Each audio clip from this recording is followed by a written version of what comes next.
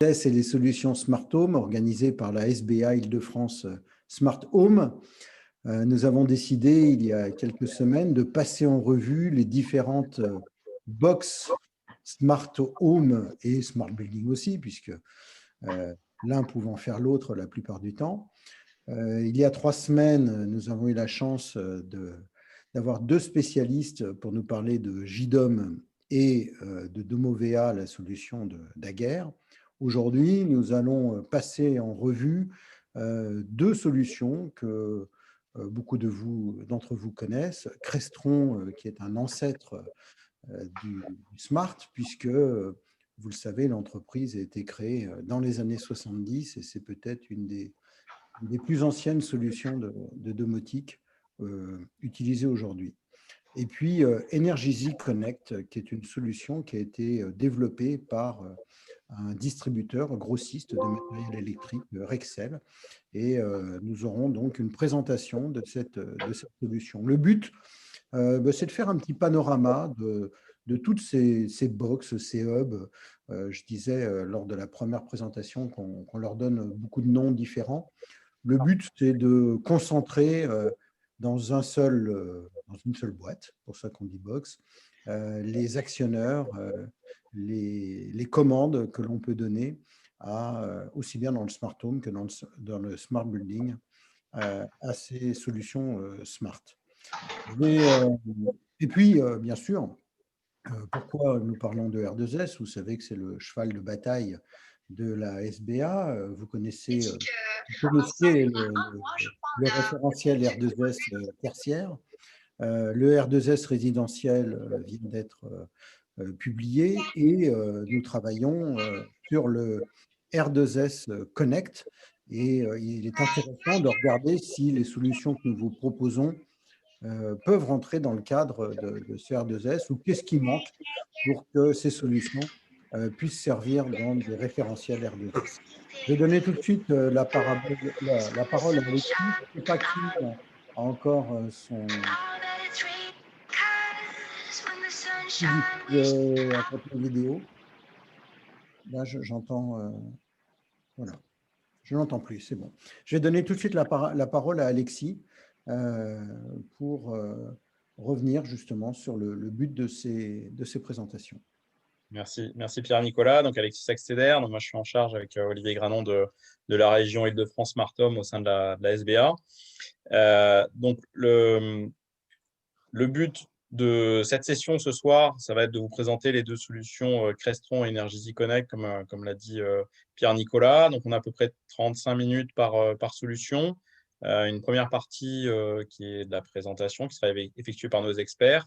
Et ensuite, une partie questions-réponses. Donc, n'hésitez pas à noter vos questions sur le chat. Et puis après, on échangera en live avec les experts qui sont présents ce soir. Juste pour présenter rapidement la genèse de ces webinars.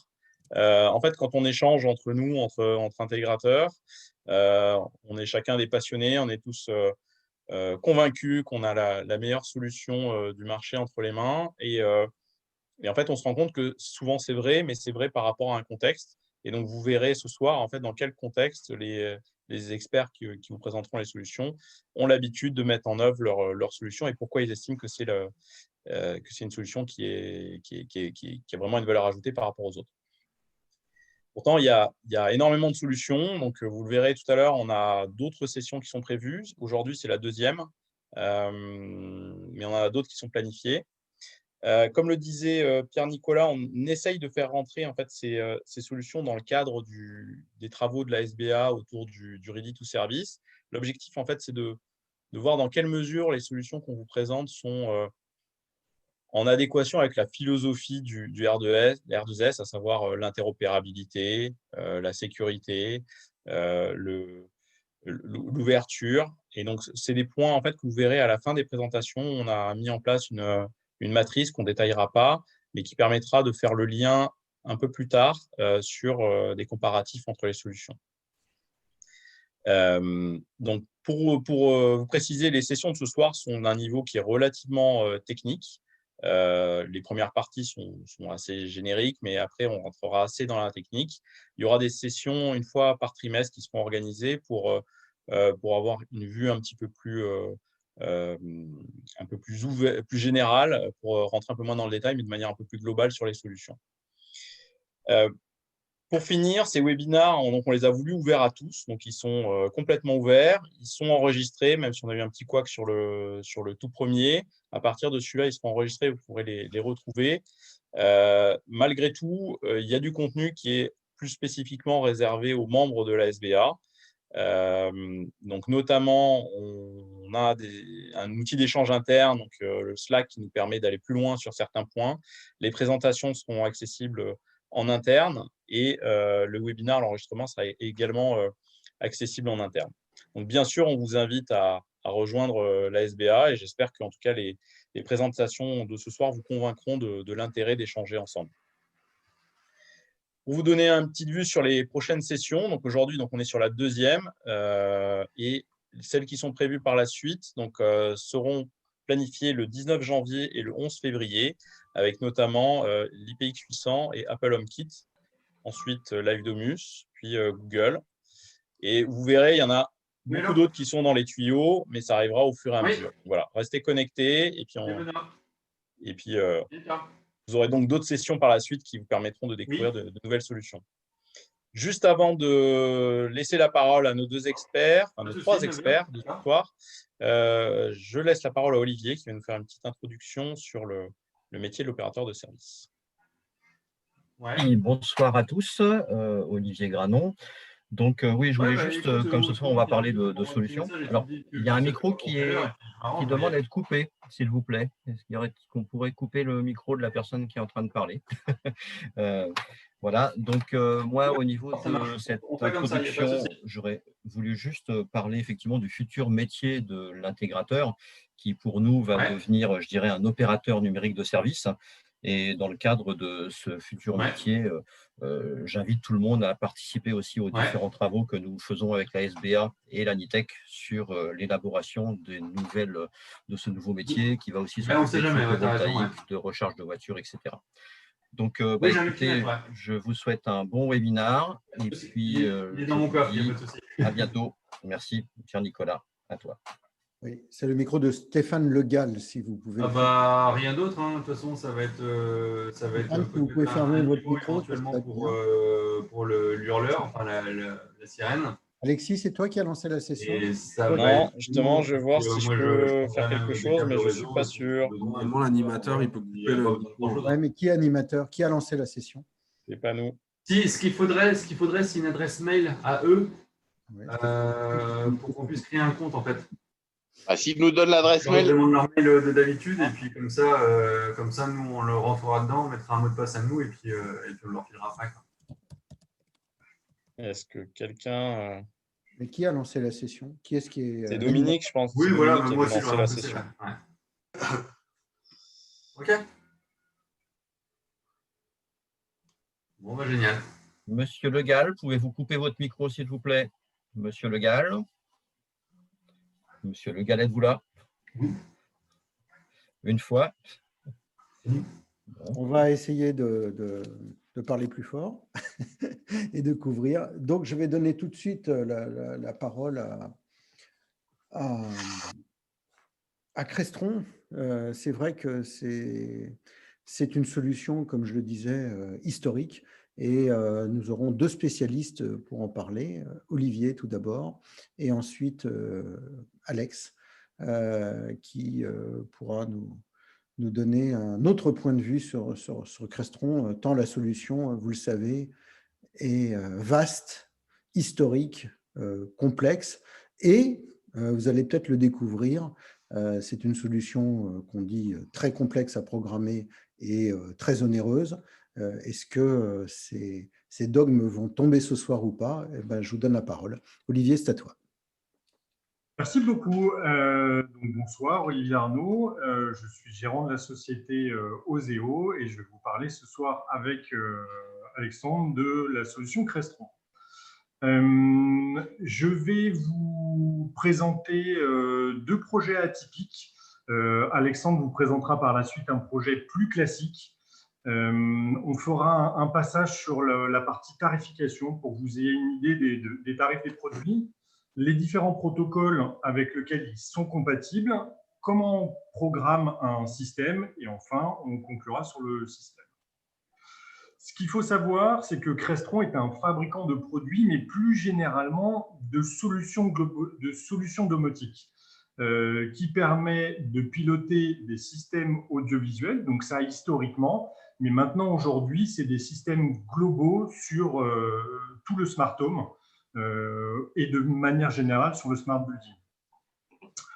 Si on voit sur les catégories produits, ils ont plus de 2500 références à leur catalogue. Ils ont bien évidemment des automates, qui est le cœur du système, sur lequel tournent toutes les programmations. On a dans leur cœur de métier historique du matrissage, donc tout ce qui est matrissage audio-vidéo. On a la partie connectique, qui sont les éléments terminaux sur tout ce qui est audiovisuel. Le système fonctionne sur bus, donc on a toute la partie filerie propriétaire qui propose des écrans tactiles et des télécommandes pour piloter tout l'écosystème. Alors, j'ai une petite question tout de suite. Tous ces produits que tu présentes ne sont compatibles qu'avec le système Crestron? Oui. D'accord. Oui. Par contre, le système Crestron, lui, est compatible avec tous les produits qui ne sont pas de la marque Crestron. Voilà, avec tout un tas de produits qui ne sont pas de la marque, qu'on détaillera dans la fin de la présentation. D'accord. Mais tous ces produits-là, ce que tu montres actuellement, ça ne fonctionne qu'avec… Tu ne peux pas acheter une matrice ou un actionneur Crestron pour le faire fonctionner avec un autre système domotique. C'est propriétaire. Tout à fait. D'accord. Tout à fait. Il y a tout un tas d'actionneurs, notamment sur Riding, pour piloter tout ce qu'on peut retrouver dans un bâtiment. Tout ce qui est motorisation, donc motorisation de stores, de volets, de tringles, tout un tas de choses. De l'appareillage électrique, donc ils ont une très large gamme d'interrupteurs qu'on peut sérigraphier, personnaliser à la demande. Tout un écosystème de détecteurs, d'organes pour faire de la thermorégulation et un écosystème également pour faire du sans-fil propriétaire qui s'appelle Infinet. L'idée ce soir, effectivement, c'est d'abattre un petit peu les idées reçues parce qu'on associe très souvent Crestron à c'est des très gros systèmes, c'est des systèmes très chers, très orientés audiovisuels. Et je vais essayer de vous montrer qu'on peut utiliser Crestron dans des projets un petit peu atypiques et sortir des sentiers battus. Le premier projet que je vais vous présenter, c'est un projet de Colbel.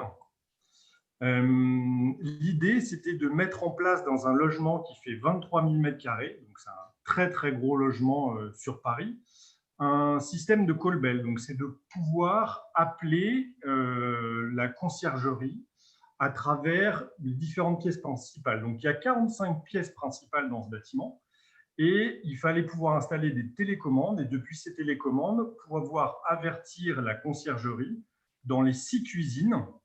Et il fallait pouvoir identifier qui avait passé l'appel. Donc, il y avait 2 utilisateurs possibles et il fallait pouvoir déterminer qui avait passé l'appel. Pour faire ce système, et bien, au final, ça a été relativement simple en termes d'organes Crestron. On avait une couverture Wi-Fi sur tout le bâtiment et on a mis juste un automate Crestron. On avait mis 45 iPod Touch sur lequel on avait designé une application. Et dans les cuisines, on avait des écrans tactiles qui recevaient les appels et sur lesquels on pouvait acquitter et voir qui avait lancé l'appel. Donc, au final, sur ce projet-là, on a eu un automate qui est au prix public de 950 € hors taxe. Et comme l'application mobile était extrêmement simple, elle était comprise dans le prix de l'automate. Donc, on a eu très, très peu de produits à mettre en œuvre et pour une solution complète et opérationnelle qui tourne depuis un certain nombre d'années. Donc ça, c'était le premier projet, un petit peu atypique. Le deuxième projet dont j'aimerais vous parler, c'est un projet de promotion immobilière. C'est vrai que ça peut paraître étonnant de se dire on va mettre du Crestron dans de la promotion immobilière, et pourtant, c'est le cas. C'est ce qu'on a fait. Au niveau du contexte, on nous avait imposé une solution filaire qui devait gérer lumière, volet, chauffage. Il fallait pouvoir s'interfacer avec du portier SIP, pouvoir gérer l'ascenseur pour l'appeler dans les différents étages, faire une web app dédiée pour le bâtiment, que le propriétaire pouvait lancer un certain nombre de scénarios et il pouvait lui-même paramétrer l'intégralité des scénarios et pouvoir les déclencher sur des horloges qu'il paramétrait lui-même à travers une interface tactile. Et on avait aussi des scénarios qui pouvaient être déclenchés par des sondes de luminosité extérieures pour faire la fonction Shabbat. Et bien, pour faire ce système, on a opté sur une solution Crestron. Donc, dans chaque appartement, vous aviez un automate et des actionneurs pour gérer la partie lumière, volet, chauffage, un écran tactile sur lequel on pouvait gérer l'appartement et piloter et paramétrer les différents scénarios. Le tout était relié sur les parties communes avec un automate qui gérait les 2 sondes de luminosité et l'appel aux différents ascenseurs. Le tout interfacé par une web app et chaque propriétaire peut disposer de son appartement en local ou à distance à travers cette web app. Le troisième projet, je vais laisser Alexandre prendre la main et vous présenter un projet plus classique de ce qu'on peut faire sur un système Crestron. Alors, bonsoir à tous, moi c'est Alexandre Poil de la société Connecting Technology. Donc là, moi je vais vous parler d'un projet effectivement un peu plus classique sur une réalisation d'un appartement qu'on a fait pour un client qui est aussi un ami, qui a la particularité d'avoir un papa qui est light designer. Donc on s'est retrouvé avec un appart quand même avec pas mal de types de luminaires assez différents, avec du DALI, du DMX, du Indivol, enfin un peu toute la famille. Donc nous, on devait équiper cet appart pour faire toute la gestion donc, de l'éclairage, volet roulant, chauffage, petite interface avec le vidéoportier qui était déjà en place, vu que c'était un bas de villa qu'on a équipé. Et puis avec toutes les petites fonctions qu'on peut retrouver dans un système classique, donc pouvoir paramétrer des scénarios journaliers, modifier des scènes, s'interfacer aussi avec une alarme qui était déjà en place sur la villa. Il voulait aussi qu'on lui installe un petit système multi-room audio, donc ce qu'on a fait, avec un home cinéma dans le salon. Et tout ça, bien sûr, avec une interface la plus simple possible et des interrupteurs aussi, pas avec 400 boutons, de manière à que quand son papa vienne à la maison, il puisse aussi se servir de l'installation sans chercher 3 heures comment éteindre la lumière des toilettes. Donc, pour cela, on a opté donc, pour une solution full Crestron. Donc, sur la partie interface, on a utilisé donc, des dalles tactiles qui nous permettent justement de récupérer la partie vidéophone et de piloter l'appartement. Télécommande, donc Crestron aussi pour la partie home cinéma du salon. Interrupteurs, on est parti sur la gamme Europe parce qu'en prix, ils sont plutôt bien placés. On peut les faire sérigraphier, comme disait tout à l'heure Olivier. Donc, ça permet une utilisation assez simple. Et bien sûr, l'interface aussi sur smartphone, tablette, comme on peut retrouver. Et tout ça donc pour piloter, comme je vous le disais tout à l'heure, l'éclairage, les volets roulants, le chauffage, l'alarme, l'audio, la visiophonie et le home cinéma. Donc, pour ce faire, pour ceux qui ne le savent pas, Crestron, comme vous pouvez le voir, ils ont une gamme de modulaires qui est quand même assez importante. Donc, on a des modules d'entrée-sortie, des modules relais, des modules de variation de phase, des modules pour faire de la régulation qu'on a utilisé pour le chauffage au sol, des modules, des passerelles DALI aussi, parce qu'on avait pas mal de luminaires en DALI, du 0,10 volts, un 10 volts, des LED RVB, du DMX. Et ils ont aussi des processeurs au format modulaire, ce qui est très pratique quand on fait un appartement ou une petite villa, parce que ça permet de l'intégrer dans le tableau très facilement, sans forcément avoir un coffret spécialisé. Et tout ça sur le fameux bus Crestnet dont parlait Olivier tout à l'heure. Donc sur la partie… J'en colle là, regarde. Sur la partie intérieure, donc Ethernet pour les dalles tactiles, on est en PoE. Elles sont natives, donc en SIP, donc elles peuvent récupérer les appels d'un portier 2N, ce qui était notre cas. Donc ça, c'est plutôt bien pratique. On a le son, la vidéo, bien sûr. Et ensuite, sur le bus, on va retrouver donc, côté intérieur nos petits interrupteurs et des détecteurs aussi qu'on avait placés dans les circulations pour avoir des allumages automatiques en fonction de l'heure de la journée. Donc ça, c'était la partie intérieure. Pour la partie audio-vidéo, donc pour le multi-room audio, on a aussi chez Crestron toute une gamme d'amplis qui sont natifs, bien sûr, dans l'intégration, avec 4 sorties, 8 sorties, amplifiées, pas amplifiées. Enfin, ils ont une gamme qui est très complète. Bon, là, moi, j'ai mis juste celui qu'on a utilisé, donc un 8 canaux amplifié, sur lequel, en fait, on a connecté, nous, on est plutôt Yamaha, donc on a mis en source du Musicast, qui a une API, donc qui permet le pilotage via l'interface Crestron de manière très facile. Et pour le home cinéma, donc ils ont aussi des amplis 7.1, ce que peut-être pas beaucoup de gens savent non plus. Où dessus, du coup, on a mis l'Apple TV, plus sa Freebox. Bon, on a 2 sources, je crois, qu'on a remis sur la télécommande. Donc, du coup, avec la télécommande, il peut piloter le son de tout l'appartement et notamment la partie home cinéma dans le salon, mais aussi les éclairages, occultants, chauffage. Et comme la télécommande est aussi SIP et équipée d'un micro et un haut-parleur, on peut même répondre aussi aux vidéoportiers.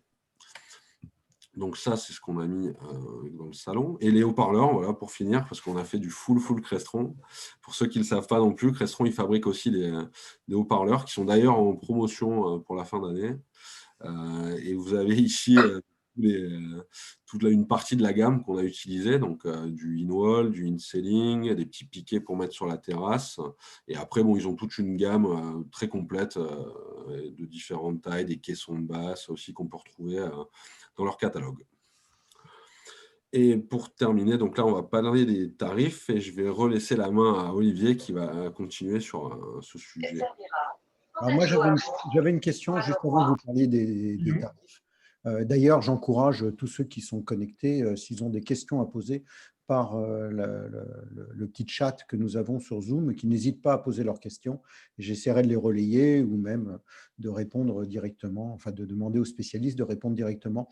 La question que j'avais, c'est qu'est-ce qui serait passé si, au lieu de faire la gestion de la lumière en Crestron native, tu l'avais fait je sais pas, en KNX ou en d'autres solutions. Est-ce que ça avait un intérêt? Est-ce que c'est moins cher de faire du KNX que de faire du Crestron? Quel est l'intérêt de gérer sa lumière en Crestron?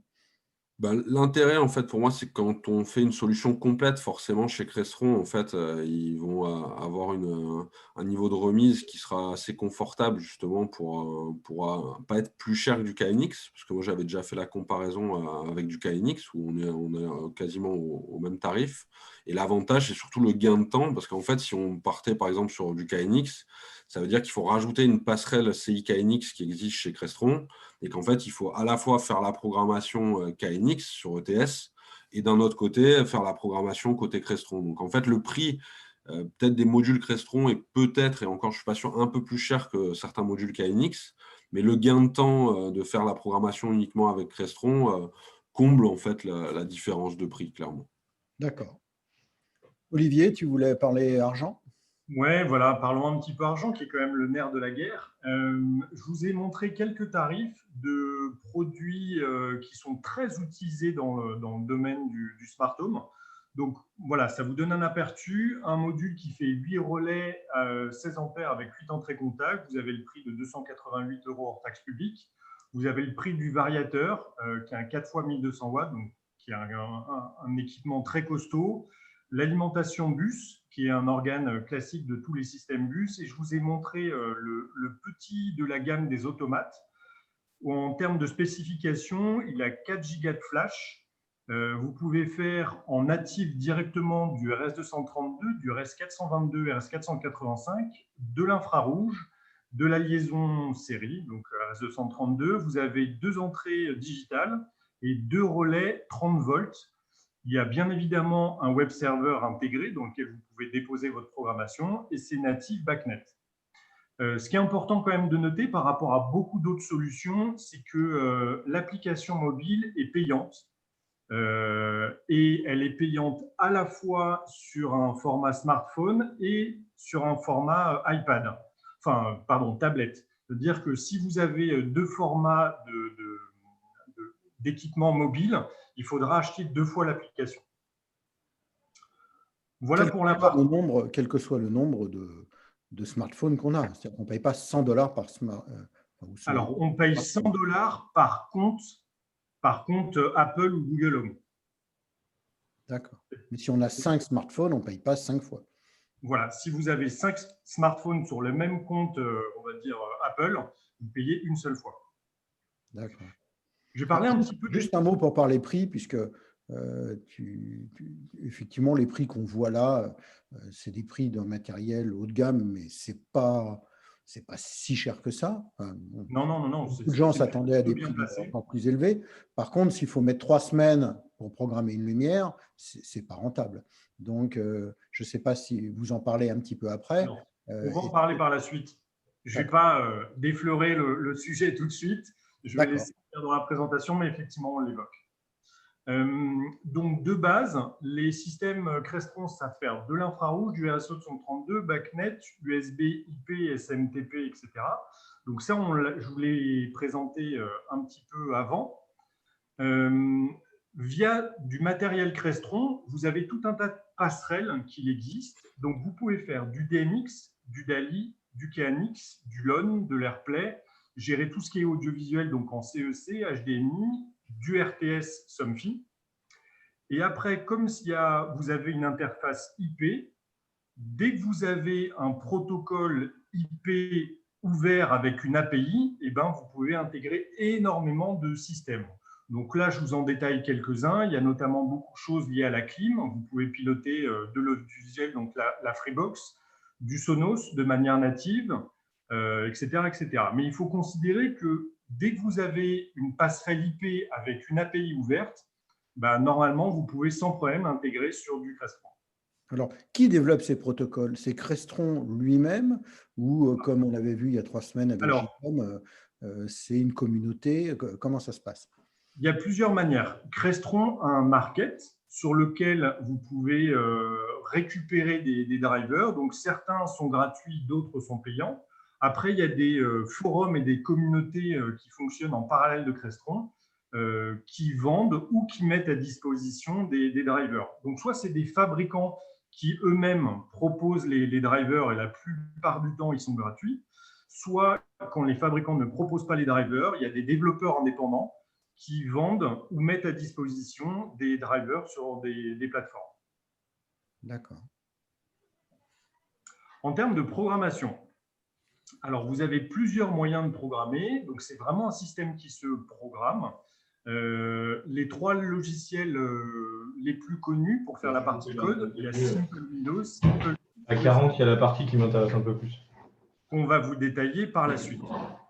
Il y a le dernier élément, c'est Crestron Home. Je laisserai Alexandre présenter ce système-là qui va vous ouvrir sur tout un tas de simplifications du système. La partie code est dissociée de la partie interface graphique. Et donc, pour les interfaces graphiques, vous pouvez utiliser soit un logiciel qui s'appelle Vision Tool ou faire du HTML5. Le dernier élément qu'on a, c'est la partie diagnostic que l'on fait avec Topbox. Donc, la première étape, quand vous utilisez Simple Windows, c'est d'ajouter tous les équipements que vous avez sur votre installation dans le projet. Pour faire ça, Crestron met à une immense base de données très régulièrement mise à jour. Vous pouvez trouver bien sûr tous les produits Crestron, mais de manière générale, un peu tous les produits qui existent. Et là, j'ai pris un exemple, par exemple, chez Sony. Vous allez chez Sony, si vous allez chercher une télévision, ben derrière, vous avez toute la liste des télévisions possibles et imaginables. Il suffit que vous preniez l'équipement et vous le glissez-déposez dans votre projet et vous allez pouvoir piloter cet équipement. Ça, c'est la première étape. La deuxième étape, après, c'est de faire la programmation. Pour faire la programmation, c'est des blocs logiques qui sont mis à dispo dans le logiciel que vous allez associer ensemble pour créer des fonctions complexes. Et pour les associer, il suffit de mettre le même nom sur les équipements, sur les signaux, et vous allez les associer ensemble. Avec ce type de programmation, donc là, vous avez voilà, des centaines et des centaines de boîtes mises à disposition qui permettent de créer des fonctions complexes, et c'est quasiment sans limite les possibilités que vous pouvez faire avec ça. Ça répond à 80% des besoins des clients habituels. Si vous voulez aller plus loin, vous pouvez utiliser Simple+, et là, à ce moment-là, vous faites du code très proche du C, et vous allez développer vos propres boîtes et faire les fonctions que vous voulez. En imaginant que vous n'avez encore pas la fonction que vous voulez, vous pouvez aller encore plus loin et attaquer le cœur du système Crestron et développer en C#. Donc là, je vous ai mis un exemple de C#, mais vraiment, vous attaquez le cœur du système et là, c'est vraiment sans limite. Donc ça, c'était pour la partie programmation. Maintenant, je vais vous présenter les interfaces graphiques qui se fait avec Vision Tools. Alors, je vous montre quelques exemples. Ce qu'il faut savoir, c'est que la plupart du temps, c'est des choses que vous allez faire avec Photoshop. Donc, il n'y a absolument aucune limite à votre créativité. Vous pouvez faire tout ce que vous voulez. Le principe, c'est que vous allez avoir des organes, des équipements prédéfinis. Donc, il y a toute une liste disponible.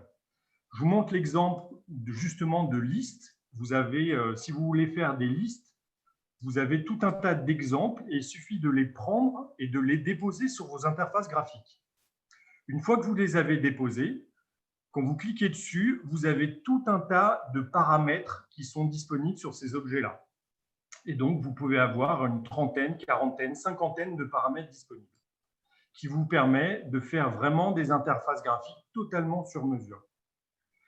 Ce que vous comprenez probablement avec ce type de programmation, c'est que tout se fait à la main et c'est extrêmement long. C'est ce qui fait que souvent, les installations Crestron sont très chères. Le dernier élément que je voulais vous présenter, c'était Toolbox. Toolbox, c'est vraiment la caisse à outils. C'est l'organe qui vous permet de transférer les programmations et aussi de voir en temps réel tout ce qui se passe sur le système. Donc, vous avez vu que ça se programmait avec des signaux. Et dans Toolbox, vous avez un debugger qui vous permet de voir en temps réel tout ce qui se passe dans l'automate, voir vos signaux, leurs valeurs et à quel moment ils sont déclenchés. Donc, la seule limite que vous avez sur ce type de projet, c'est soit votre créativité, soit le portefeuille du client. Ouais, on voit quand même que cette solution, enfin, on était content de voir que le matériel n'était pas si cher que ça. Et encore, je vois sur le chat que quelqu'un me disait que le fameux ampli Home Cinema Crestron, il valait 5 500 $. Donc, c'est pas donné à tout le monde, mais c'est peut-être un produit très haut de gamme.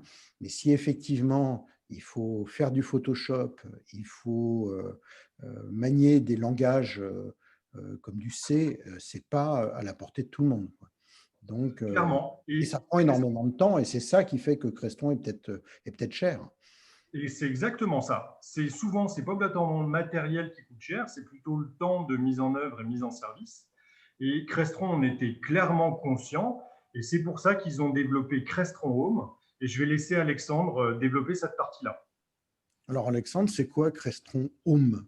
Alors, Crestron Home, en fait, ça répond exactement à ta précédente question, c'est-à-dire que ce qui fait souvent le prix, malheureusement, d'une install Crestron, c'est le temps de programmation, surtout sur la partie du design des interfaces, qui peut être assez long, parce que, comme expliquait Olivier tout à l'heure, on part vraiment de zéro. Donc, Crestron, en fait, ce qu'ils se sont dit, c'est qu'ils allaient faire un peu comme Control 4, je pense, ou d'autres, où en gros, ils ont dit on va faire un système où on a une interface qui va se générer automatiquement à partir d'une configuration. Donc, en fait, là, je vous ai présenté quelques petites visuels de l'interface où, en fait, vous voyez la page d'accueil. On a une page, en fait, c'est assez classique de tout ce qu'on peut voir dans les autres systèmes, où on va retrouver ces pièces. Et quand on rentre dans une pièce, on va retrouver les fonctionnalités qui sont liées à la pièce. S'il y a de l'éclairage, s'il y a de la clim, s'il y a de l'audio et des routines qu'on peut appeler directement. Donc ça, c'est plutôt classique. Et avec ce petit système donc de Crestron Home, on peut gérer aussi bien de l'audio, de la vidéo, éclairage au plus temps. On peut faire un peu tout ce que j'ai fait même dans le projet que je vous ai présenté précédemment. Parce qu'en fait, tous les devices qui sont déjà Crestron sont quasiment natifs dans Crestron Home. Donc, on peut les rajouter. Donc, le paramétrage de Crestron Home, il se procède en 5 étapes. Donc, c'est assez simple. Ça peut se faire à partir d'un PC ou d'un Mac et même d'un iPad. Où en fait, quand on installe son automate Crestron Home, on va commencer, je vais vous détailler les visuels assez rapidement. C'est une application ou c'est une page web ? C'est une application. qui est un Crestron Home configurateur qui fonctionne donc sur Mac, PC et iPad. Donc, quand on lance cette application, on va trouver son automate au départ qu'on va configurer. On va définir ses pièces, donc la chambre, salon, etc. En deuxième phase, on va scanner en fait ce que le device Crestron retrouve sur le bus. Donc, il va aussi bien scanner ce qui se trouve sur le réseau et ce qui se trouve sur le bus, et aussi les devices qui ne sont pas natifs Crestron. Comme là, dans l'exemple, on voit qu'il y a du Sonos. Il détecte aussi le Sonos et il s'intègre dans Crestron Home. On peut intégrer aussi Lutron de la même façon. On peut intégrer 2M. Enfin, aujourd'hui, il y a plein chaque jour, il y a des nouveaux matériels qui s'ajoutent sur Crestron Home. En troisième, on va créer en fait tous les liens quand on a de l'audio en fait, pour dire en fait, que telle source ou telle télé se trouve dans telle ou telle pièce. En quatrième phase, on va créer les scènes, donc, pour dire en fait, que tel interrupteur allume telle lumière ou telle télécommande pilote telle chose ou telle pièce. Et en dernier, on va créer des routines, c'est-à-dire des automatismes pour dire que tous les matins, de telle heure à telle heure, il y a ça qui se passe, il y a ça qui se passe, en sachant que le client lui-même, via son interface utilisateur, peut ensuite changer ses routines. Donc là, je vous ai juste fait un petit récap des limitations, parce que forcément, comme on est sur un système qui est configurable, à l'inverse du Crestron classique, on a des limitations. Bon, les limitations sont quand même assez importantes, parce qu'on peut quand même avoir une douzaine d'écrans tactiles sur le plus petit automate, on peut gérer 24 zones audio, on est à 50 volets roulants, sans éclairage, 500 objets BACnet. Enfin, je ne vais pas vous les passer en revue, mais ça laisse quand même pas mal de possibilités. Donc, on peut déjà faire des maisons de taille plutôt sympathique. Est-ce qu'on peut reprendre son fichier Crestron Home dans Crestron? C'est-à-dire, on commence en Crestron Home, le client dit bon, ça ne me plaît pas, je veux aller plus loin. Est-ce qu'on peut reprendre son fichier dans Crestron ou il faut tout recommencer? Alors, Crestron, ils sont malins parce qu'ils pensent généralement un peu à tout. Donc, eux, ils ont fait carrément une API en fait, dans Crestron Home qui permet en fait, de garder la programmation telle qu'on l'a faite, de rajouter un automate classique qui n'est pas Crestron Home, et justement, avec cet automate, de faire des programmations beaucoup plus complexes et d'aller quand même piloter tout ce qui a déjà été fait avec Crestron Home. Mais en reprogrammant from scratch ou en reprenant ce qui a été fait? Garder en fait toute la partie interface peut être conservée. Après, si par contre le client demande une interface complètement différente de celle qui est proposée par Crestron Home, effectivement, bon, là, il faut refaire une autre interface. Ah oui, on ne récupère pas les visuels non, de Crestron Home. Les visuels sont Home. vraiment liés à l'automate Crestron Home. C'est des automates spécifiques pour faire Crestron Home. Ah oui, c'est un automate spécifique. Oui. Ils n'ont pas fait ce système-là sur leurs automates classiques. Physiquement, c'est le même automate. Ils en ont décliné pour l'instant deux. Il y a le MC4R, le CP4R, qui vont bientôt, je crois, décliner aussi des plus grosses séries, mais ils en ont déjà fait avec 2 séries d'automates, où même l'automate, le hardware est différent en fait pour Crestron Home. Et en termes de prix, c'est plus économique? En termes de prix, les automates coûtent le même prix, c'est-à-dire qu'un MC4, c'est dans les 1 300 € en version Crestron Home, et c'est le même prix en fait en version classique. Donc, il n'y a pas de différence entre les prix d'automates classiques et les prix des automates Crestron Home.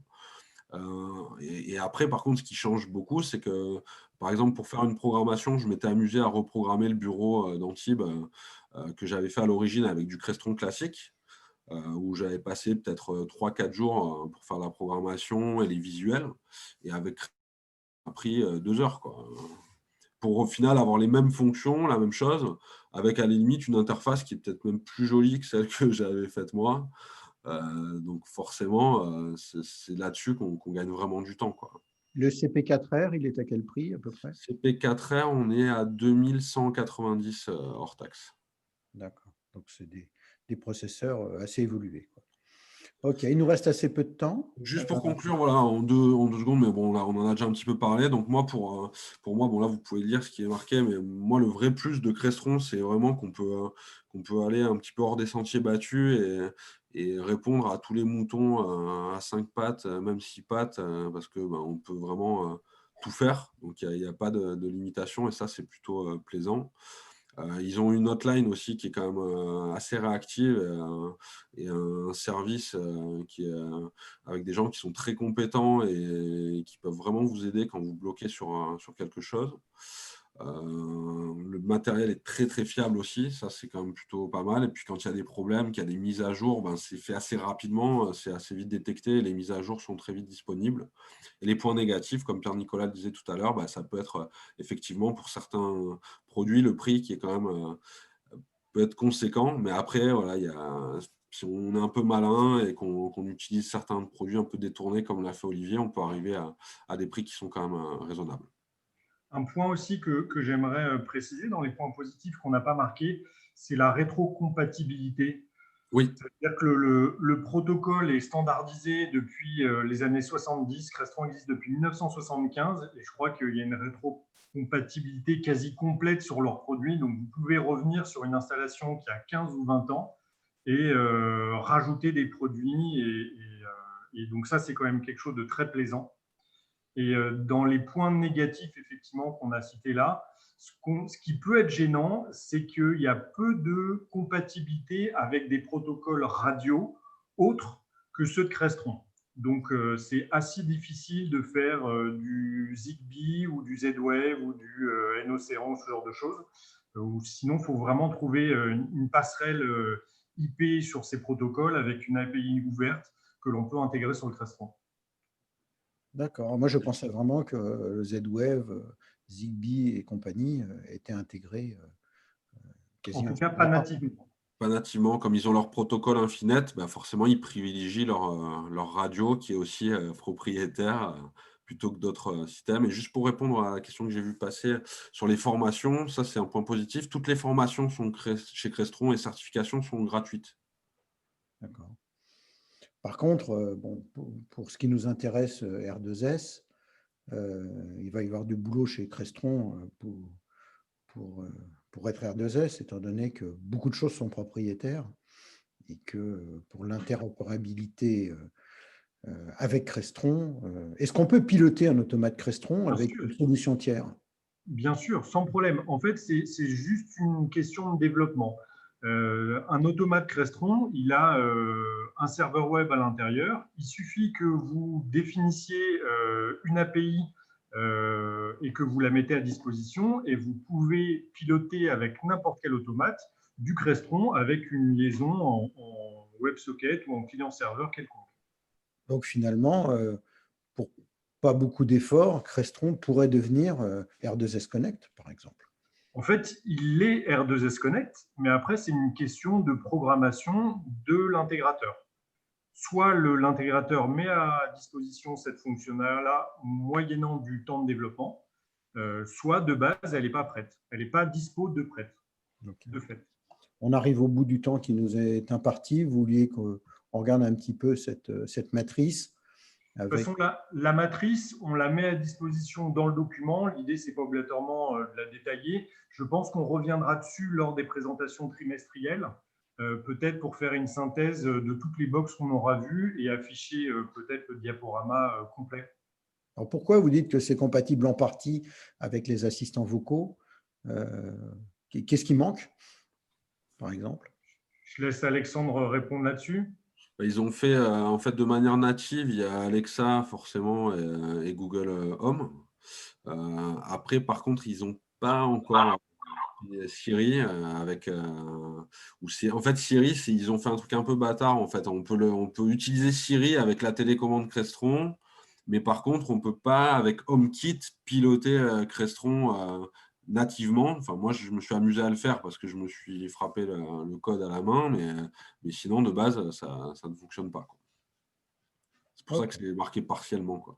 Parce qu'en fait, comme dit Olivier, on pourrait presque tout faire, mais ça veut dire qu'il faut de base, c'est pas prévu par Crestron, c'est à l'intégrateur de faire le code, quoi. Très bien. Vous en aviez fini de cette présentation?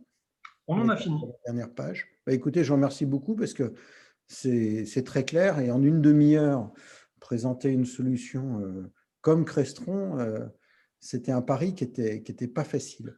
Je vous encourage, Alexandre et Olivier, à répondre. Il y a pas mal de questions sur le chat. Je ne vais pas tous les lister, sinon on va perdre du temps sur des compatibilités avec du Solfi ou du Deltador, etc. Qu'est-ce qui est possible de faire?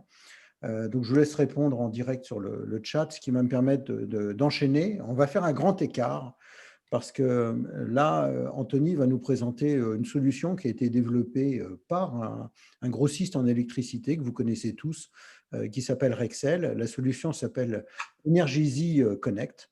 Et Anthony, je te donne la parole si tu veux prendre la main.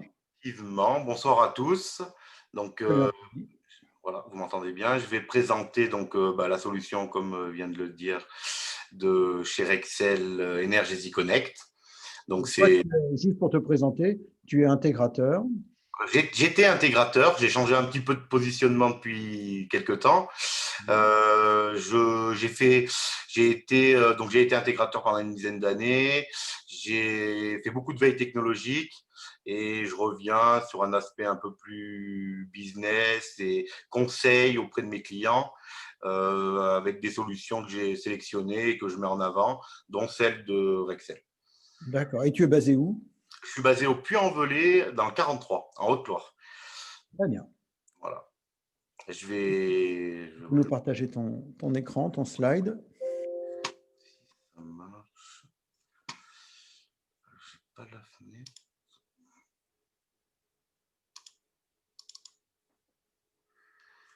Le voici.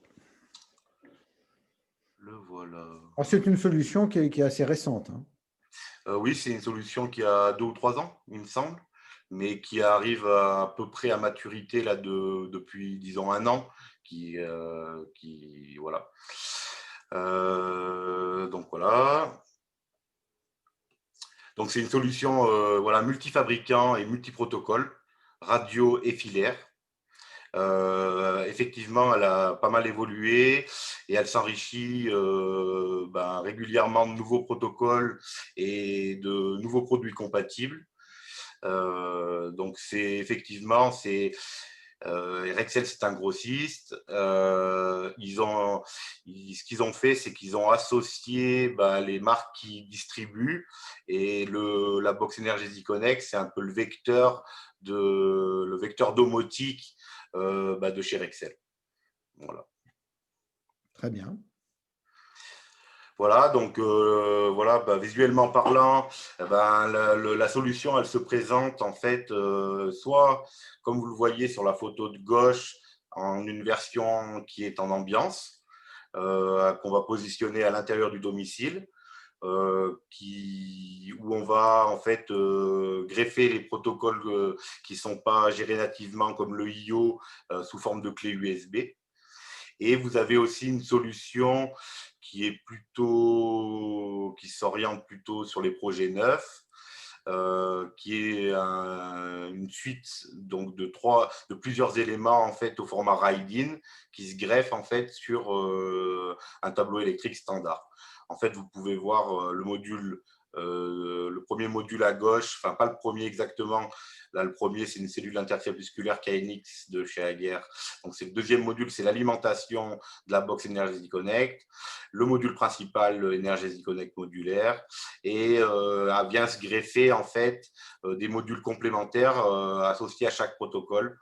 Donc, ici, on retrouve un module IO avec son antenne.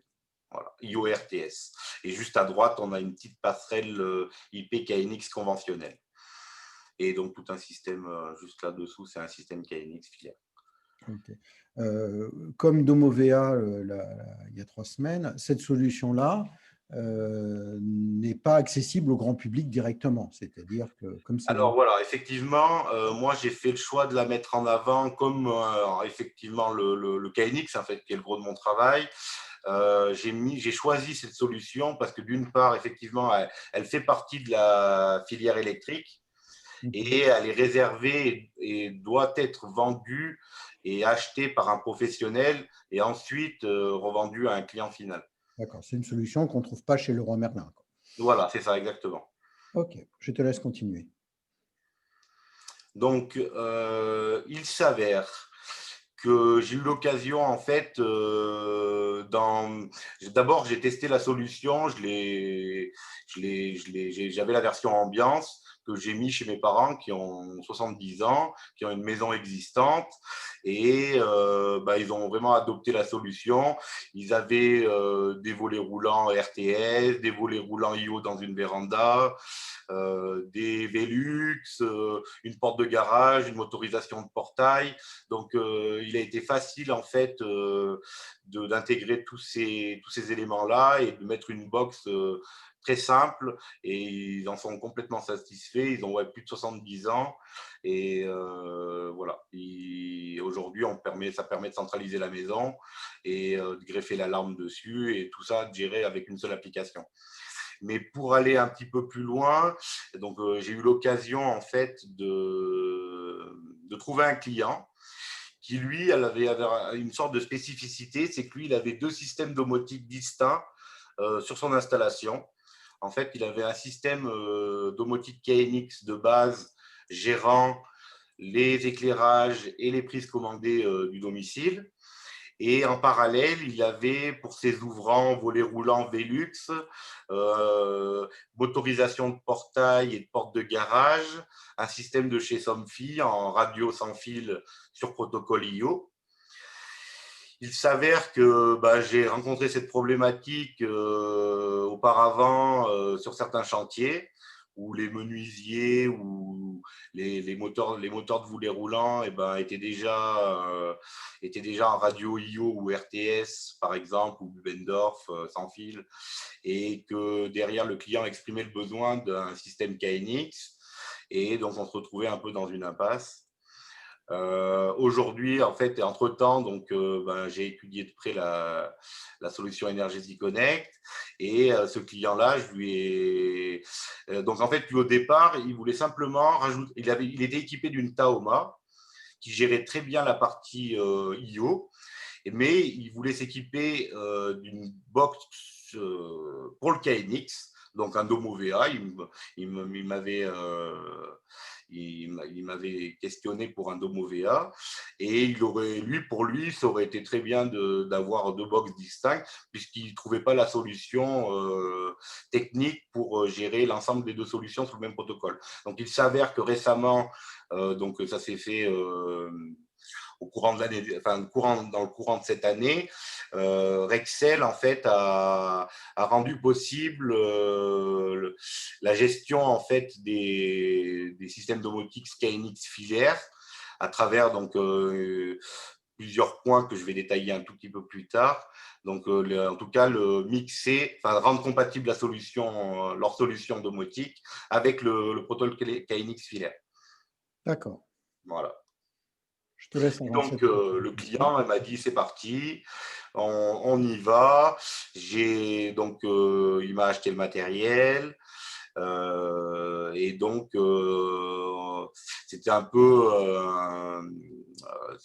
moi, je voulais voir comment ça se passait, et lui m'a suivi dans cette démarche. Donc, tu as eu un client cobaye. Alors, qu'est-ce que Voilà, ça fait? un cobaye, exactement. Explique-nous un petit peu ce que ça fait, cette box.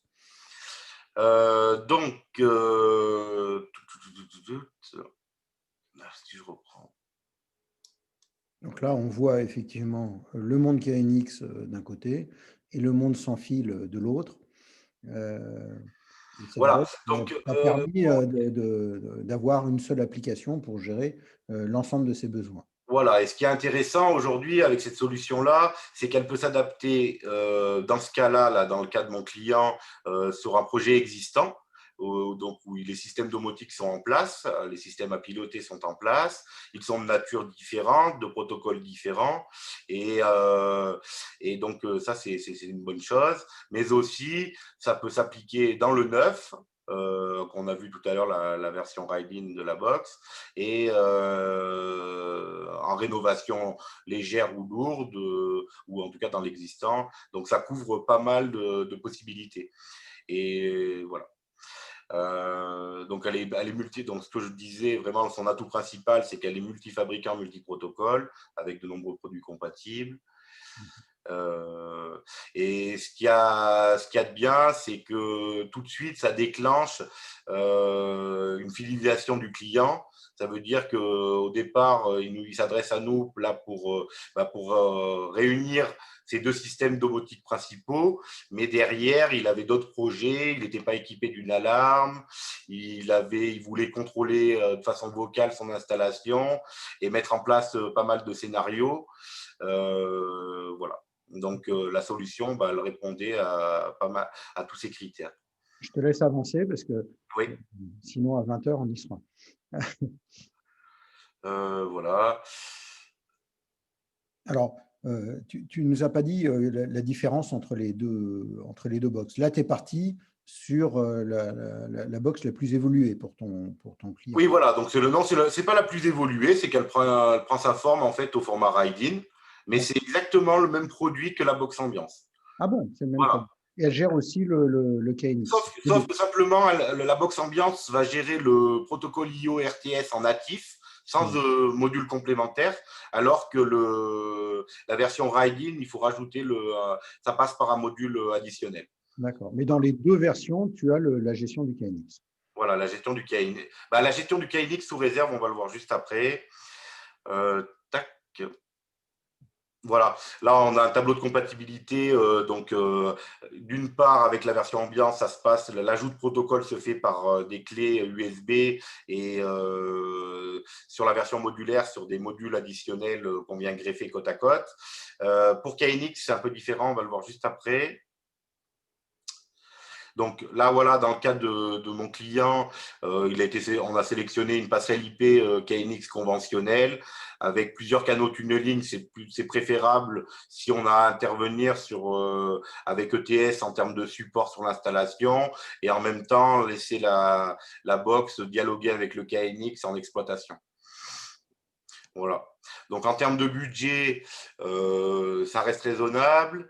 Le kit modulaire, il est donc l'alimentation, le module principal, le module IO, c'est proposé à un prix, enfin le prix préconisé, c'est 270 € hors taxe. Donc ça, c'est ton prix public. Hein. Ouais, le prix public conseillé hors taxe. Ouais, voilà. Et l'interface IP conventionnelle en moyenne, parce que là, c'était une version rebadgée, mais c'est à peu près dans les 200 € hors taxe. Là, celle-là coûtait 249 € hors taxe. Et le client voulait donc s'équiper pour compléter son système d'un pack d'alarme complet, plus une caméra IP intérieure et extérieure, ce que c'est très bien géré la box Energy Connect. Puisqu'on rappelle que c'est un développement d'une filiale de Somfy qui fait le développement. C'est un développement qui est fait en France. Mais l'aspect Rexel a ses propres prérogatives et c'est un aspect c'est différent de la box Taoma chez Somfy quand même. La force de Rexel, c'est justement de pouvoir peser en tant que distributeur sur les industriels pour obtenir les protocoles. Et c'est pour ça qu'effectivement… Et ça, il y a eu deal avec leurs partenaires. Je crois que c'est les seuls qui sont compatibles avec Deltador de façon officielle. Ouais, c'est ça. Donc, les micromodules et l'alarme, c'est assez récent. Et en termes de nouveautés, il y a la compatibilité avec Drivia et Celian with Netatmo, donc qui est une gamme de produits tableau pour Drivia. Donc, c'est un peu la modernisation du disjoncteur, contacteur, gestionnaire d'énergie et qui vont se communiquer avec le cloud Netatmo directement avec la box Energy Connect. D'accord. Donc, juste un petit focus sur la partie KNX. La partie KNX, elle a quelques contraintes. Il faut en fait passer par, donc c'est vraiment le point noir de la liaison du KNX avec la box Energy Connect, c'est qu'il faut passer par un abonnement professionnel. Donc, c'est un abonnement redevable en fait chaque année. Je ne sais pas s'ils vont garder ce principe-là, mais moi, mon avis, c'est que c'est à la rigueur acheter une licence projet par projet, ça me paraît plus cohérent. Mais là, le cas, c'est une licence à 149 € hors taxe par an, donc qui est réservée au professionnel installateur. Et ça n'implique pas, même s'il arrête de payer cette licence, l'installation du client continue toujours à fonctionner. Il n'y a pas d'arrêt. Une fois que le projet a été exporté et importé dans la box Energy Connect, les services sont maintenus. Il n'y a aucun problème. Que je comprenne bien et que les gens qui nous suivent comprennent également. Non seulement, bien sûr, pour programmer le KNX, il faut une licence ETS. Voilà, il faut un dongle ETS officiel pour associer l'apps. Mais en plus, il faut acheter donc une sorte de programme, de plugin, pour pouvoir rentrer dans la box de Rexel le programme ETS. Oui, voilà, en fait, c'est une licence. C'est une ETS Apps en fait qu'on trouve chez MyKNX. Elle est dans la base de données MyKNX et elle vient se greffer au dongle ETS5 et elle permet de faire l'exportation et après l'importation du fichier qui provient de l'ETS5, de l'installation du client, dans la box Energy Connect. D'accord. Donc, ça veut dire qu'on n'a pas besoin dans l'application, enfin dans le paramétrage, de ressaisir ces adresses de groupe. On avale. Je vais vous l'expliquer en deux. C'est vraiment. Par contre, le développement a vraiment est vraiment intéressant.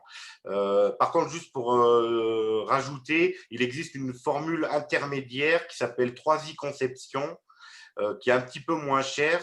Elle se décompose en deux formules. Moi, je n'ai pas travaillé sur cette solution-là. C'est une sorte de méthode avec une sélection de produits KNX précise que les fabricants ont fait homologuer, en fait, avec un logiciel qui est d'origine Sirlan, il me semble, de l'époque, pour ceux qui connaissent. Et c'est un logiciel plutôt orienté easy. C'est un logiciel simplifié avec des surplans qui permet d'insérer aussi le KNX dans la box Energy Connect. Mais là, je vous parle vraiment de la dernière nouveauté, c'est à partir de l'ETS5, d'un fichier KNX global. Très bien. Voilà. Donc, en fait, le plugin, une fois que le projet sur l'ETS il est ouvert, on va lancer l'ETS, donc l'application iConnect ETS Apps qu'on télécharge sur MyKNX. Et donc, on va, à ce niveau-là, en fait, l'ensemble des équipements KNX va être listé sur la partie en haut à gauche. Si on clique sur un des équipements, sur un des modules KNX, les adresses de groupe, en fait, vont se mettre en surbrillance. Donc, les adresses de groupe, les retours d'état. Et donc, sur la partie de droite, on va pouvoir générer en fait les pièces en fait, qu'on n'aura pas à refaire sur la box derrière. On va générer le projet complet. Et donc, on va générer donc, les pièces, insérer les équipements KNX à l'intérieur des pièces et associer par double clic, on va associer les adresses de groupe à chaque appareil. Et voilà, et donc en fait, les adresses de groupe vont s'insérer automatiquement, on n'a pas besoin de les retaper à la main. Et dans un deuxième, et autre chose aussi, il faut en fait à ce niveau-là associer la passerelle IP KNX de façon avec en fait une variable qui est pas lisible, qu'on peut pas voir en fait. Et donc, en fait, c'est par ce moyen-là, donc sur la partie du bas, là où, en fait, on va associer la passerelle IP KNX qui sera associée à la box Energy Connect. Donc, on est obligé de passer par cette étape-là. Je laisse avancer parce que je ne voudrais pas qu'on rentre trop… Non, mais là, c'est bon. Après, on va parler de la visu. Donc, après, on va parler de la mise en service. Alors, elle va se passer tout premièrement, en fait, on va déclarer la box par un outil professionnel, donc soit par une interface web. Jusqu'actuellement, c'était une interface web. Donc, c'est une interface qui est propre à l'installateur intégrateur, où il va pouvoir retrouver son parc de box et déclarer la box de son client et lui transmettre les droits. Ils ont fait évoluer cet outil-là avec une application mobile. Ça, c'est récent, je crois. De quoi? C'est récent, je crois. Ah oui, c'est tout récent. C'est même pas sûr que ça soit disponible, mais c'est imminent. Voilà. Elle est déjà sur le store, mais c'est pas. En tout cas, ça va généraliser avec l'application iConnect Pro. D'accord. Voilà. Ça fait la même chose. On peut intervenir, faire de la maintenance, ajouter des équipements à distance, voir le statut des box, du parc de box et déclarer des nouvelles box, des nouvelles installations. Donc maintenant que la box est déclarée, que les droits sont transmis au client, on va passer sur l'interface utilisateur. Donc là, nous, dans notre cas, on a deux choses à mettre en place. Oui. C'est la partie KNX d'une part et la partie SOMFIO d'une autre part. Donc là, on va faire ajout d'équipement, sélectionner KNX. On va, dans un premier temps, en fait, héberger ils ont décidé de faire comme ça, d'héberger le KNX Proj, le fichier ETS, en fait, mais c'est juste un hébergement du fichier. Ça veut dire que le fichier qui a servi à exporter la configuration KNX, il est disponible en fait sur le cloud pour le client. Et au moins, il est quelque part, voilà, on sait qu'il est là. Et donc, ensuite, on va pouvoir importer le fichier XML qui a été généré par l'application l'ETS Apps de TS5. Voilà. Et donc, voilà, donc là, à partir de là, l'interface a complètement été générée. Les appareils sont là, l'installation, la partie KNX est fonctionnelle. Il n'y a rien besoin que de la cosmétique ou réorganiser après au bon vouloir du client. Mais si on l'a fait comme il faut dans ETS, il n'y a rien d'autre à faire.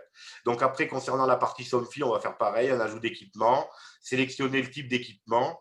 Là, dans son cas, il avait 12 volets roulants IO. On a pris la télécommande qui centralise tout, j'ai perdu son nom. Et par une manipulation simple, d'un coup d'un seul, les 12 volets roulants ont été appris par la Box Energy Connect. Et même, il y a une possibilité, comme mon client, c'est ce qu'on a fait chez lui. Lui, il était équipé d'une Taoma. Et le service technique, il y a une procédure pour transférer les paramétrages de la Taoma sur la Box Energy Connect. D'accord. Voilà, de façon en 10 secondes. Quoi. Avec la télécommande, je crois que c'est la Calais R200, mais elle ne se fait plus. Voilà, voilà. Donc à partir de là, donc après il a fallu rajouter les équipements demandés par le client. Donc c'est pareil, ajout d'équipement. Là, sauf que là c'était une alarme. Après les autres équipements c'était 2 caméras, donc une caméra intérieure, une caméra extérieure. La particularité des caméras et de l'alarme, c'est qu'on passe l'association se fait par le cloud SOMFI. Voilà. Est-ce que le client, une fois que tu as fait son installation, tu lui donnes la main pour qu'il puisse lui-même rajouter des équipements ou ça reste l'installateur qui est… Alors la tendance, c'est que oui, qu'il puisse rajouter des équipements, tout ce qui est objet connecté, en fait, ce qui ne nécessite pas une installation électrique. D'accord. Voilà. Et tout ce qui nécessiterait donc les produits tableaux, là où il y aurait l'intervention d'un électricien, ça serait plutôt réservé à un professionnel. Mais ça veut dire que tu donnes accès au client pour la modification de son paramétrage. Oui, voilà. OK. Donc après, dans l'espace utilisateur, on va pouvoir, donc c'est assez simplifié pour le moment, mais on va retrouver les choses essentielles. Donc la création de scénario, la planification d'une journée type, donc tout ça sous la forme d'un calendrier, la création d'automatismes, la gestion de l'historique et des alertes de la box. Et après, après quelques exemples d'interfaces de la partie qui ont été prises sur un smartphone. Alors, Donc, le client sur le smartphone, il a une application ou il est sur une page web? Non, il est sur une application. Hein. Application Android, Apple. Donc que ce soit tablette ou smartphone. Voilà. On va retrouver en fait, pour l'instant, en fait, tout ce qui est personnalisation, elle va se concentrer sur la page d'accueil de l'application, où on va pouvoir personnaliser le logo, de l'image et le fond, le thème de la première page, les actions favorites, la journée type et les scénarios principaux. Tout ce qui est personnalisation, gestion des utilisateurs, avancé, ça va arriver dans le courant de l'année prochaine. Oui, actuellement, c'est ce que tu nous disais quand on a travaillé sur cette box, il n'y a pas de gestion de profil. Voilà, c'est ça. Et la personnalisation, elle est assez limitée pour eux. Oui, elle est assez limitée et ce qui est un peu gênant, c'est qu'il faut la reproduire sur chaque périphérique. Vu que c'est un système full cloud, elle aurait pu être hébergée en fait. Après, c'est ce qu'ils vont faire sûrement après, c'est qu'on va pouvoir héberger des images et s'en servir sur les applicatifs de monsieur, de madame, des enfants. Là, on est obligé de le refaire en manuel. Le peu de personnalisation qu'il y a, on est obligé de le refaire en manuel sur chaque dispositif de contrôle. C'est-à-dire que si tu as 3 utilisateurs, et tu devrais refaire 3 fois l'interface? Voilà. Alors, l'interface, non, pas la structure. Non. Mais le peu de personnalisation, l'image, par exemple, sur la gestion des pièces, on est obligé de la refaire pour chaque utilisateur. Ah oui, c'est quand même un souci. Et tu disais que c'était full cloud, ça veut dire que s'il n'y a plus Internet, tu ne peux même pas commander en local quoi que ce soit? Non, malheureusement, non, sans Internet, donc c'est une solution qui ne fonctionne pas. Mais à quoi sert la box alors si en local, il n'y a rien dedans? Bah, elle sert à faire le lien entre quand même l'installation locale et les services, l'intelligence cloud qui est hébergée ailleurs, quoi. Donc je pense c'est une histoire de coût. Le matériel utilisé, on en parlait sur une précédente réunion, c'est pour baisser les coûts, quoi, hein, sûrement du hardware. Ouais. Enfin, le cloud a un coût également, oui. Enfin, Oui, il doit y avoir des raisons. Et le fait de mutualiser, peut-être pour eux, c'est plus intéressant. Mais c'est vrai que sans C'est-à-dire que Internet. la box est 100% cloud. Il n'y a plus Internet, tu ne peux plus ouvrir tes volets. Ah si, toujours avec les commandes d'origine, mais pas Oui, avec. oui, bien sûr, avec les commandes d'origine, mais avec ton interface. Ah, mais on est d'accord, là, oui, on pourra plus agir sur la box. Ouais. Puisqu'en fait, la connexion, les applicatifs vont aller se connecter au cloud et donc ne se connectent pas en local sur la box. Okay. Est-ce que ça génère de la latence visible ou pas tant que ça sur le retour d'état Non, donc déjà la connexion est faite de manière sécurisée et il n'y a pas de latence, très peu de latence. D'accord. Voilà, donc quelques exemples de comment. Alors c'est très simplifié, hein. Là, on retrouve les différentes pièces. Les automatismes, la liste des automatismes, après la liste des équipements. Et si on rentre, je vous ai donné quelques exemples d'appareils.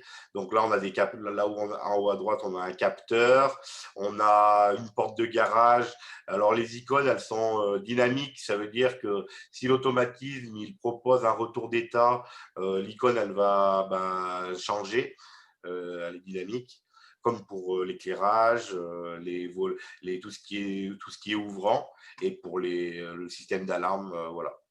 J'ai pas tout mis, mais. De faire des scénarios si ma station météo me dit qu'il y a beaucoup de vent, je ferme mes Velux. Non, pour l'instant, non. Oui, donc tout ce qui est scénario, on ne peut pas mettre de conditions dans un scénario. Non, mais on peut, pour pallier un petit peu à ça en attendant une évolution d'un moteur de fonction complexe, par exemple, ça serait d'utiliser IFTTT. Oui. Voilà. Mais là, c'est une autre histoire. Là, on part à l'aventure. OK. Voilà. Et donc, voilà, je vous laisserai sur la grille de critères. Donc, vous pouvez vous y rapprocher de la grille. Il y a beaucoup de noms quand même. Hein. De quoi? Il y a beaucoup de noms dans ta grille. Ouais, il y a beaucoup de noms.